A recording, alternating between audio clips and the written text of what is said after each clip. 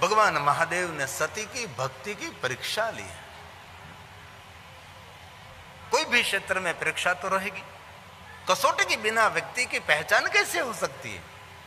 हीरे की पहचान के लिए हीरे की कसौटी करनी पड़ती है, स्वर्ण की पहचान के लिए स्वर्ण की कसौटी करनी पड़ती है। कसौटी हीरे की होती है, पत्थर की नहीं। कसौटी कथीर की नहीं, पत्थर की नहीं, स्वर्ण की रहती है, हीरे की कसौटी रहती है। इसलिए कोई भी क्षेत्र में आप प्रवेश कर रहे हैं तो मानसिक तैयार रहो। आप भाग्य द्वार खोलने के लिए बहुत सारी परीक्षा देनी पड़ती है। और कभी अवसर मिले तो हमारे ग्रंथों में एक भक्तमाला ग्रंथ है, इनमें भक्तों के जीवन चरित्रों की कथा है। बहुत सारे वक्ता भक्तमाला की कथा भी करते हैं। इस भक्तों के चरित्र को हम देखें तो पता लगे क्या परीक्षा, क्या कसौटी। तो भी भक्ति मार्ग छोड़ा नहीं, सत्य मार्ग छोड़ा नहीं, जगत हित का, कल्याण का कोई मार्ग छोड़ा नहीं। इसलिए जीवन में कुछ करना चाहते हैं तो मानसिक तैयार रहो। आपको परीक्षा तो देनी ही पड़ेगी। सती ने इतना कठिन तप किया भगवान महादेव को मिलने के लिए, तो भी शंकर भगवान ने कितनी परीक्षा की, कितनी परीक्षा। सती का प्रेम देखने के लिए भगवान महादेव स्वयं वृद्ध साधु महात्मा बने और भगवान शिव जी के लिए भली बुरी बात बोलने लगे। बात बात में क्रोध करते हैं, उसका क्रोध तो जगत को जला देते हैं, ऐसी बहुत सारी बातें। लेकिन सती ने बहुत नम्रता पूर्वक कहा कि भगवान शिव कभी क्रोध नहीं करते हैं। भगवान शिव जैसे शांत देवता कौन हो सकता है? भगवान शिव जी करुणा अवतार है, महादेव जी उदार है और शंकर जी की उदारता का कोई वर्णन भी न कर सके, इतने महादेव उदार है। थोड़ी भक्ति करो, जल्दी प्रसन्न होने वाले देवता हैं। और शिव जी के सामने कुछ भी गलती हो गई, कभी शिव जी हमारा दंड नहीं देता, कभी दंड नहीं देते। महादेव की दुनिया में कोई दंड की परंपरा ही नहीं। और कभी अवसर मिले तो महादेव जी को दंडवत प्रणाम करिए, उसकी बहुत महिमा। और दंडवत पुरुष शरीर कर सकता है, दंडवत नारी शरीर नहीं कर सकती, क्योंकि हमारी सनातनी परंपरा में नारी को इतना बड़ा दर्जा दिया है कि नारी प्रणाम करे लेकिन दंडवत नहीं। हम शिवालय में पहुंचते हैं, यहां तो सही शिवालय है नहीं है मुझे पता नहीं, लेकिन शिवालय में हम जाते हैं तो शिव जी नीचे बैठते हैं और महादेव ने पार्वती को ऊंचा आसन दिया है। पार्वती का इतना आदर सम्मान किया है। और महादेव का सबसे बड़ा संदेश है, हे पुरुष तुझे जीवन में आगे बढ़ना है तो तेरे घर में जो नारी स्वरूप है, कोई भी रूप में, माँ के रूप में, बहन के रूप में, बेटी के रूप में, पत्नी के रूप, कोई भी रूप में जो मेरे घर में शक्ति स्वरूपा है उसका आदर करना, उस नारी का सम्मान कर। इसलिए शंकर भगवान ने पार्वती को शिवालय में ऊंचा आसन दिया। जो मूल शिवालय देखना, शिव जी नीचे विराजमान है, पार्वती को ऊंचा आसन दे। क्यों दिया? नारी का आदर करे, नारी का सम्मान करे। जो पुरुष नशा करके अपने घर में आकर बहन बेटियों का अनादर करते हैं, इस पुरुष को परमात्मा कभी माफ नहीं करते। बहुत सारे ऐसे पुरुष होते हैं शाम के समय नशा करके घर में आते हैं, अपनी बहन बेटियों को धमकाते हैं। जो कि हमारे गांव में तो कोई नशा करता ही नहीं। इस राजपुर में तो बहुत सुंदर हमने देखा, यहाँ तो कोई पीता ही नहीं और कोई पिलाने वाला भी यहाँ नहीं। और मैं 9 दिन के लिए आपको पिलाने के लिए आया हूं। लेकिन भगवान की कथा, राम रस ऐसो हुए मेरे भाई, जो पिए अमर हो जाए। ये भगवान मीठा सब कोई पीवे, कड़वा पीवे नहीं मीठा मीठा सब कोई पीवे, कड़वा पीवे नहीं कौन। एक बार जो कड़वा पिए तो, एक बार जो कड़वा पिए तो सबसे मीठा होई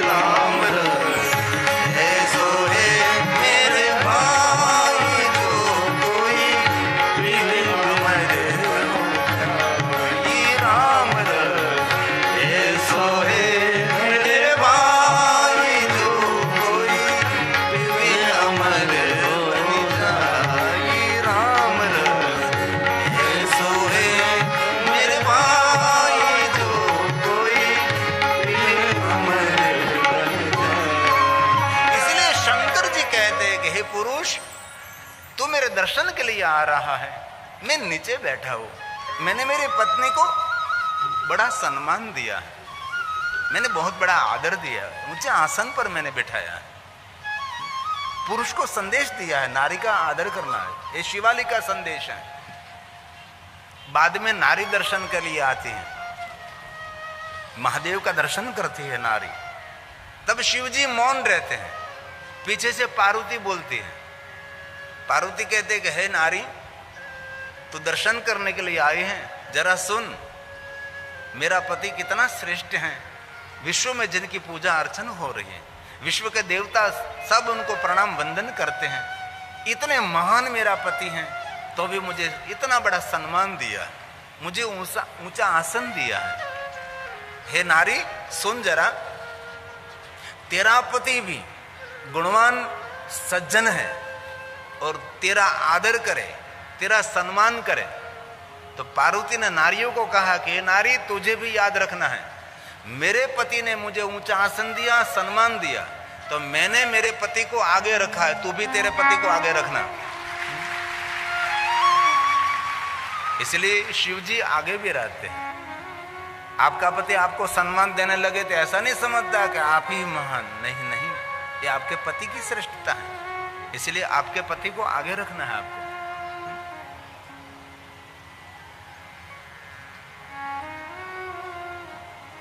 करुणा का अवतार है। सभी ने साधु को कहा, साधु भगवान शंकर जैसे कि उदार देवता नहीं है। कुबेर ने थोड़ा सा तप किया, कुबेर इतना बड़ा धनेश बन गया, अलकापुरी का मालिक हुआ। अलकापुरी में रहते उसको अलकेश कहते हैं, लंका में रहते उसको लंकेश कहते हैं। और कुबेर एक महादेव का परम भक्त रहा है। इतना सुवर्ण उनके पास। और एक दिन मन में इच्छा हुई कि इतना मुझे धन संपत्ति भगवान शिव ने दी है, तो मेरी धन संपत्ति मुझे महादेव की सेवा में समर्पित करने चाहिए। तो स्वयं कुबेर भगवान महादेव के पास गया और कहा कि मुझे इतनी बड़ी संपत्ति मिली है, तो मुझे आपकी सेवा में थोड़ी समर्पित करनी है, इसीलिए मुझे कुछ सेवा का कार्य सौंपिए महादेव जी। महादेव ने कहा कि कुबेर, मैं वैष्णव हूं, भगवान शिव जैसा कोई परम वैष्णव नहीं। वैष्णव किसको कहते हैं? जो शिव जैसे जिनमें गुण है। वैष्णव जन तो तेने कहिए, पीड़ पराई जाने, जग प्रसिद्ध है। घर में एक गीत बजना चाहिए। पूज्य श्री बापू को ये गीत अति प्रिय था, जहां जहां बापू रहते थे वहां गीत बजता था। पूज्य महात्मा गांधी, पूज्य बापू, अब सबको कंठस्थ होना चाहिए ऐसे गीत। वैष्णव जन तो तेने कहिए, पीड़ पराई जाने रे। वैष्णव जन तो तेने कहिए। श्रीमद् भागवत कथा का एक श्लोक है। भगवान महर्षि वेदव्यास जी ने 18 पुराणों का निचोड़ कहा। 18 पुराण कंठस्थ नहीं कर सकते। 18 पुराण कब कहे, कब श्रवण करें, इसलिए महर्षि भगवान वेदव्यास जी ने कह दिया अष्टदश पुराणेषु। 18 पुराणों का बस ये 2 बात याद रखने, सिर्फ 2 बात। कितनी सुंदर वक्तव्य है, सिर्फ 2 बात, ध्यान से सुनिए। अष्टादश पुराणे, अष्टदश पुराण 18 पुराण। व्यासस्य वचन, भगवान महर्षि वेदव्यास जी का वचन है। क्या वचन है देखो जरा। परोपकाराय पुण्या, परोपकार जैसा कोई पुण्य नहीं। पापाय परपीडनम, दूसरों को पीड़ा देना, इससे बड़ा कोई पाप नहीं। 2 शब्द में सब कुछ। परपीडनम, इसलिए कहा वैष्णव जन तो तेने कहिए, पीड़ पराई जाने रे। वैष्णव जन तो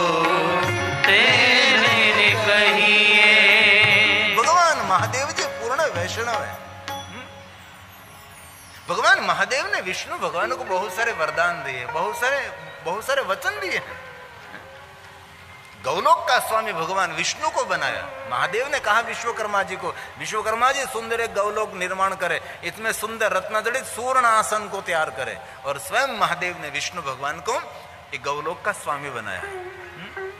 ये शिव है। इसलिए महादेव ने कहा कुबेर मैं वैष्णव हूं, सबकी सेवा करता हूं, किसी की सेवा में स्वीकारता नहीं, और वैष्णव का धर्म है सबकी सेवा करना, किसी की सेवा स्वीकारना नहीं। वैष्णव का धर्म है सबको भोजन कराना और किसी के घर का पानी भी नहीं पीना। ये वैष्णव की परंपरा है, परोपकारी वैष्णव। और महादेव जैसा परोपकारी कौन हो सकता है? दुनिया में पूरे विश्व में कोई नहीं। इसलिए महादेव ने कह दिया मुझे कोई सेवा की आवश्यकता नहीं है, जिनको सेवा की आवश्यकता है वहां तू जा और उनकी सेवा कर।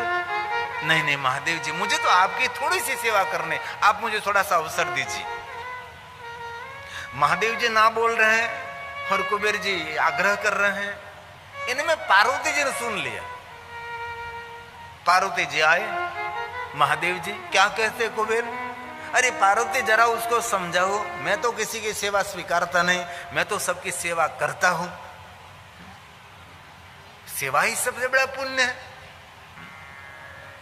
इसलिए कुबेर सेवा करने के लिए आए हैं, मुझे सेवा की कोई आवश्यकता नहीं है, इसलिए उसको समझाओ। पार्वती ने कहा मुझे कुबेर को समझाने की जरूरत नहीं है, आपको समझाने की जरूरत है। मुझे क्यों?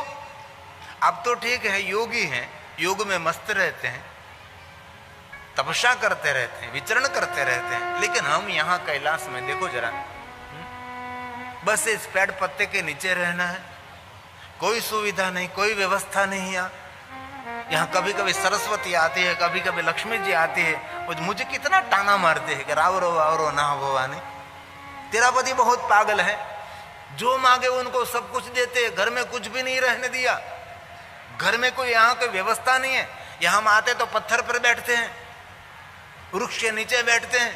आओ कभी हमारे वैकुंठ लोक में, आओ कभी मेरे ब्रह्मलोक में, इंद्रलोक में। इंद्राणी कहती हैं आपके पति ने कुछ भी घर में नहीं रहने दिया। ऐसा मुझे ताना मारती हैं बहुत सारी देवियां आकर, और आपने घर में कुछ रहने भी नहीं दिया, सब कुछ दे दिया है। इसलिए आपको कोई सेवा की आवश्यकता नहीं है। लेकिन ये गणेश है, कार्तिक है, इसलिए कुबेर सामने से आया है तो उसको कहो एक सुंदर हम सबको रहने के लिए महल बना दें, सुंदर घर बना दीजिए। कुबेर मन से प्रसन्न हुआ कि मां पार्वती ने आकर मेरा काम कर दिया और मुझे सेवा का अवसर दे दिया। तब शंकर भगवान ने कहा, महादेव ने कहा कुबेर जरा पार्वती की इच्छा, कोई बात नहीं, इनकी इच्छा पूरी करो, सेवा करो, बनाओ घर। कुबेर प्रसन्न होकर विश्वकर्मा के पास गया, विश्वकर्मा को कहने लगे मुझे महादेव के लिए सुंदर एक महल बनाना है, मैं आपको कितने मजदूर दे सकता हूं? विश्वकर्मा ने कहा कि मेरे पास जो कुछ कला है ना ये महादेव ने दी है, इसलिए मटेरियल देना, मजदूरी मुझे नहीं लेने, मुझे सेवा करनी है महादेव की। इस कथा में भी बहुत लोगों ने ऐसा किया होगा ना, बहुत लोगों ने ऐसा किया होगा। हमें को नहीं चाहिए, हमको सेवा का अवसर है। ओम जी मुझे बता रहे हैं थे बहुत सारे ऐसे लोग हैं, किसी ने तेल भेज दिया, किसी ने आटा भेज दिया, किसी ने मजदूरी नहीं ली, जिनके पास जो सामर्थ्य था ऐसी सामर्थ्य की सेवा की है। और मैं हृदय से कहता हूं मैं साधु हूं, और मेरा जन्म भी शिवालय में हुआ है, मेरा जीवन भी शिवालय में बीता है, और मेरा पूरा जीवन शिव धर्म के प्रचार प्रसार में बीता है।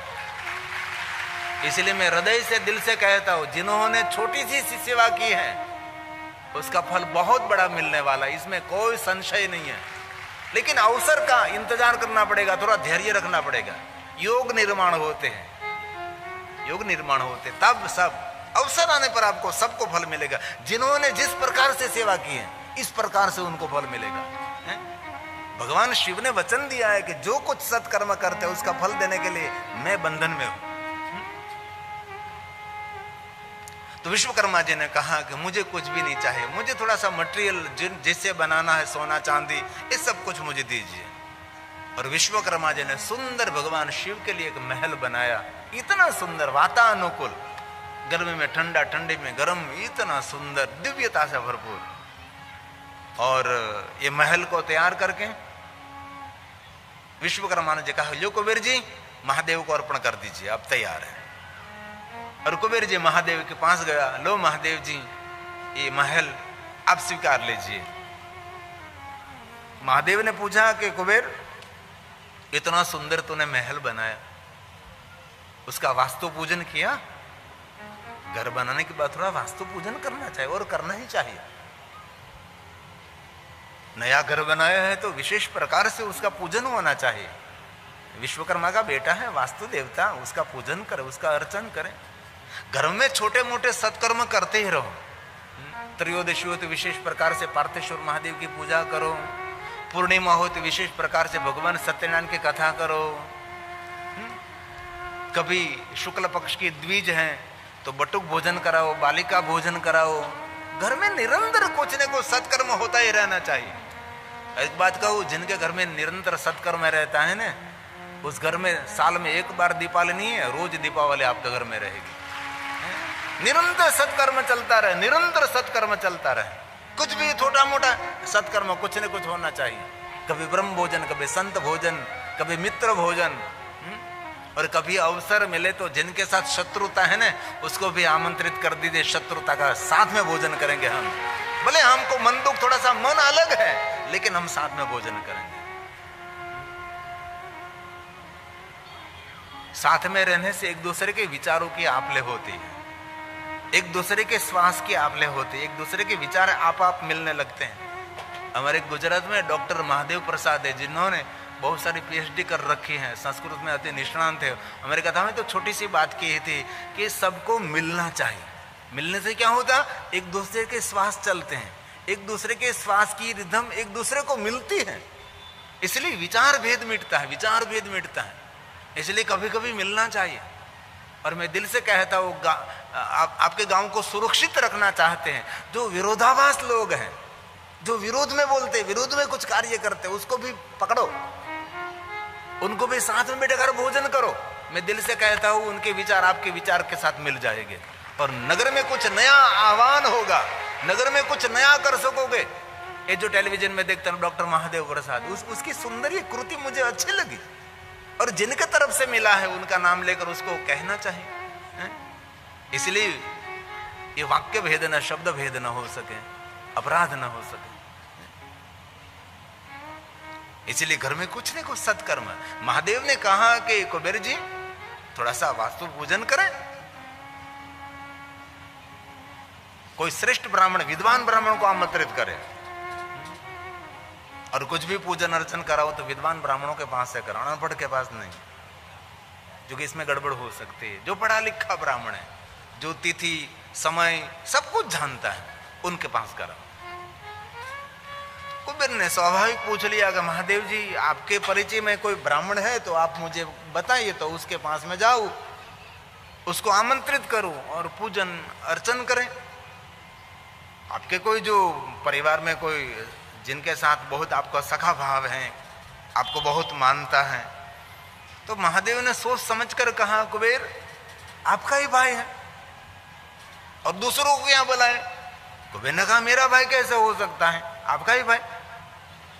तू रहता है अलकेश, अलकापुरी में अलकेश है, और मेरा परम भक्त रहता है लंका में, लंकेश। रावण को बुलाओ। अरे महादेव जी, इतना बड़ा रावण ये वास्तु पूजन कर सकता है? महादेव ने कहा, रावण की मानसिकता को मुझे पता है। ये भले इतना बड़ा राजा, इतना बड़ा धुरंधर है, लेकिन जन्म से ब्राह्मण है, कर्मकांड करने का उनको अधिकार है, पूजा अर्चन करने का उनको अधिकार है। अब जाओ उनके पास। और कुबेर गया रावण के पास। रावण को कहा, महादेव ने जरा कहा है, महादेव का महल है, उसका वास्तु पूजन हम करेंगे। रावण ने कहा, क्यों नहीं, मैं जन्म से ब्राह्मण हूं, पूजा पाठ अर्चन करना, संकल्प कराना वो तो मेरा कर्तव्य है, मैं कर्तव्य कैसे मेरा छोड़ सकता हूं। रावण आया मंडली के साथ, और भगवान महादेव का सुंदर महल, सुवर्ण रत्न जड़ित महल कुबेर ने बनाया, कुछ कमी नहीं रहने दी। रावण ने पूजन, सब कुछ यज्ञ पूर्ण हुआ। रावण ने कहा कुबेर जी महादेव को आमंत्रित करें, वास्तु पूजन पूर्ण हुआ है, इस महल का स्वीकार करें। महादेव जी पधारे। रावण ने प्रणाम किया, बाबा प्रणाम करता हूं, यज्ञ पूजन हो गया। अरे बाबा महादेव आपका महल है, एक भी मंत्र नहीं छोड़ा मैंने, सब कुछ समय अनुसार पूजा अर्चन पूर्ण हुआ है, इस महल का स्वीकार करिए आप, जो कुबेर जी ने दिया है, मैंने वास्तु पूजन कराया। महादेव ने कहा कि रावण इतना सुंदर महल है, उसका वास्तु पूजन आपने किया तो उसके बदले में मुझे कुछ दक्षिणा देनी चाहिए आपको, दक्षिणा के बिना तो हो ही नहीं सकता, मैं आपको क्या दक्षिणा दूं? रावण ने कहा दक्षिणा महादेव आप देना चाहते हैं? महादेव ने कहा कोई दक्षिणा तो देनी पड़ेगी, जो दान किसी को भी कर सकते हैं, जो अधिकारी है पात्र है उसको दान कर सकते हैं, लेकिन दक्षिणा साधु ब्राह्मण को ही दे सकते हैं। दक्षिणा सिर्फ हमारे साधु ब्राह्मणों में दी जाती है, साधु को, सन्यासी को, ब्राह्मणों को उसको दक्षिणा दी जाती है, लेकिन दान किसी को भी कर सकते, दान और दक्षिणा में इतना फर्क है। महादेव दक्षिणा मुझे कुछ देनी है तो एक काम कर सकते हैं महादेव जी, जिस महल का वास्तु पूजन मैंने किया है वही महल मुझे दक्षिणा में दे दीजिए। महादेव ने कहा कोई बात नहीं रावण ले जाओ, ये महल दक्षिणा में मैं आपको देता हूं। ऐसे नहीं, हाथ में जल लीजिए, संकल्प करिए। लेकिन रावण तो बड़ा पक्का। और एक बात याद रखिए, आपकी जीवन यात्रा में कोई भी व्यवहार करो, लिखित व्यवहार करो, मौखिक नहीं। किसी के साथ लेन देन करो तो कभी मौखिक नहीं, व्यवहारिक ज्ञान होना चाहिए। किसी के साथ पैसा लेना देना, इसमें सब लिखण पट्टिक होनी चाहिए। लिखित व्यवहार करो, मौखिक नहीं हो। लिखित में भी दो सज्जन, उसके साक्षी भी, जामीन भी होना चाहिए, उसके गवाह भी होने चाहिए, उसको व्यवहार कुशलता कही जाती है। मौखिक नहीं, नहीं नहीं, लिखित। रावण ने कहा ऐसा नहीं महादेव जी, हाथ में जल रखिए और संकल्प करे कि जिस महल का वास्तु पूजन रावण ने किया है वही महल जो कुबेर ने बनाकर मुझे दिया था, वही महल मैं, रावण ने जो पूजा यज्ञ कराया है उसके बदले में मैं दक्षिणा अर्पण करता हूं। और भगवान महादेव ने संकल्प कर दिया, रावण को यह महल दे दिया। बाबा हता ने त्या जो थे वही। बहुत समय बीत गया, बहुत समय बीत गया। एक बार महादेव जी प्रसन्न मुख मुद्रा में बैठे थे, प्रसन्न ही रहते, ऐसे लहर से बैठे थे, जटा पवन में लहरा रही थी। महादेव बैठे थे तो पार्वती ने देख लिया कभी एकदम मूड में है। और बहनों को बहुत हृदय से प्रार्थना, कुछ भी महत्व की बात निकालनी है ना तो पति का मूड देखना चाहिए, है? ऐसे नहीं है? कुछ उसके पास से काम निकालना है तो पहले उसका चेहरा देखे, उसका मूड देखे, क्या है क्या नहीं है? जो को बहनों को तो प्लेटफॉर्म बनाना बहुत आता है ना, पहले ही प्लेटफॉर्म तैयार कर लेती है। और पार्वती धीरे से पास गई और महादेव को कहा महादेव बहुत सुंदर लग रहे हैं आप, कितनी सुंदर जटा पवन में लहरा रही है, आपका सुंदर तीसरा नेत्र, प्रसन्न मुख मुद्रा, ऐसी सुंदर मीठी मीठी बात बोलने लगे। महादेव ने कह दिया कि क्या कुछ कार्य निकालना है मेरे पास से, कुछ काम निकालना है? बोलिए बोलिए क्या बात है, ऐसे कोई प्रशंसा करने की आवश्यकता नहीं, आप साफ साफ बोल दीजिए मुझे। तब पार्वती ने धीरे से कहा कि भगवान वो बात हुई थी महल बनाने की, कितना काम हुआ है और महल पूरा होने में कितने समय लगेगा, हम इंतजार कर रहे हैं कि इस महल में हम रहने के लिए जाएंगे। भगवान शंकर जी ने प्रसन्नता से कहा पार्वती, विश्वकर्मा ने सुंदर महल निर्माण किया, कुबेर ने योगदान दिया और लंकापति रावण ने सुंदर उसका इस महल का वास्तु पूजन किया। महल तैयार भी हो गया, वास्तु पूजन भी हो गया और इस महल को मैंने दक्षिणा में भी दे दिया है। ये मेरे महादेव है, ये शंकर जी की उदार। शिवलिंग पर काले तिल चढ़ाने से पितृदोष शांत होता है।